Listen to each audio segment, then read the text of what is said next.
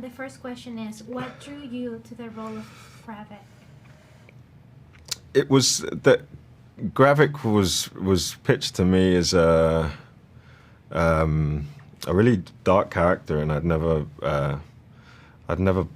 played a villain before, I guess, and just had some great conversations with the producers, and I came on really early when they were still developing the show, so there were lots of ideas, and we had some great conversations about, you know, the style of the show and what their intentions were, and how they wanted to create a thriller espionage type vibe, and yeah, in a way that felt grounded and real. So that really appealed to me, and Gravik sort of building him around that tone just felt really appealing to me at the time, and it was a kind of a role that I'd never played before, so it felt really interesting for me. Thank you. So the next one is, what was it like to play a villain in the Marvel Cinematic Universe? Well, I'd never played a villain before, so it was really my first experience of playing a villain, and I think what was interesting about this was that he was Gravik was a character that we wanted to make as real as possible, and that it was really important to us that we made him as dangerous as possible, and that his relationship towards violence was really real, and that so to me it felt like I was in a drama. I sort of, at some point, it wasn't about being in the MCU, it was just about getting to play a really interesting and complicated role with a terrific group of actors, man. Like, the cast was just like astonishing. So, you know, and there was a couple of scenes I read that you know, where Gravik is with Talos and Fury, and some of the writing Brian Tucker created was just awesome. It felt like pieces extracted from a play. So there was a part of me that knew it was going to be a lot of fun to like act in. But yeah, it was a lot of fun. I guess you responded already this, but what did you enjoy the most about this experience? What I enjoyed the most, I guess, was I had a great time with the stunts team. You know, Rob and the guys were so all over it. They especially with Gravik, because of his relationship to violence, I guess, and his ease around murder, mass murder. You know, working with those guys in the stunts team, like, that's what they're good at. So they have, you know, they're all like highly qualified in all sorts of martial arts and gun experts, and, you know, they're sort of like pain teachers. So yeah, I enjoyed that because it helped me with the character, and yeah, and then there was a couple of scenes that, there's one scene with Sam that comes towards the end of the show, and one with Ben, I think in episode 3 or 4, and I read those really early on, and yeah, the writing really excited me. Brian really put together some really dope scenes, and it was just like, at the time I was like, I'm gonna get to play these with Sam and Ben, so yeah, I was all in.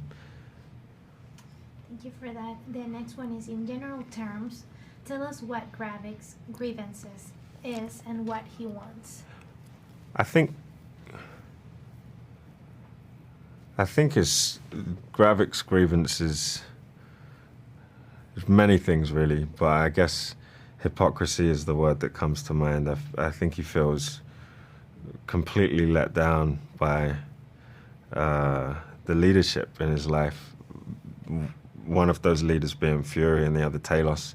And I think we meet him at a point in episode 1 where he no longer trusts anyone, and that he's got a bone to pick with these guys, and he's really pretty far gone. Like, my feeling was always that, like, here's a guy who's really not well, and he's sort of riddled with with rage and hatred to a degree that, like, to me felt like it had to be. We had to go as far as we could go with that, and I think on one level what he wants is to gain as much power as possible in order to inflict as much pain and chaos as possible, while Nick Fury and Talos witness it happening. And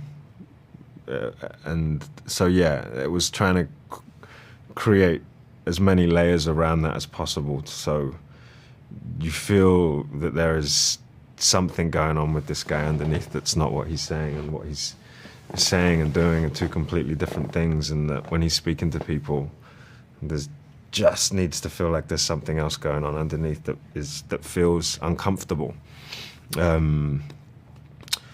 So, yeah. Thank you for that. The next one is, there were a lot of detailed practical sets built for this series. How did they inform your acting? How? Yeah, so I'm trying to think of some of the sets. Yeah, well, there's the reactor room and New Skrull. What was my favourite set? There was a couple of scenes. There was one where they created the National Portrait Gallery, and there was some paintings on the wall that were really great. It was like putting this character in a context that felt so out of place, and it was just really interesting to get to explore, what would this guy's relationship be to some of these paintings and some of these people. And I think specifically there were certain, like, leaders from history that he's referring to, and yeah, just creatively it was really fun. I think they did a really great job with that portrait gallery. It really felt like we were in a gallery, and the paintings felt really real. This was probably my favorite set. And some of the war scene, well, not war, but like the shootout scenes, and when on the airport run, some of the stunt stays when we were outside with the helicopters and the ropes coming down. It was a lot of fun. How was it working with Ben Mendelsohn and Samuel Jackson? Yeah, I mean, those two were the reason why I couldn't say no to the job. I guess it was a lot of fun, and there was one day where I was on set with both of them at the same time, and that was carnage. Yeah, there was just a lot of energy and a lot of fun. You put those two together and it just goes off. But yeah, it was great to act with them in different ways. Talk about your experience working with the director. Yeah, me and Ali, we met really early on, and we had lots of really, great conversations about character and story, which is always, it's what you want, really. And yeah, I guess we tried to tune in as much as possible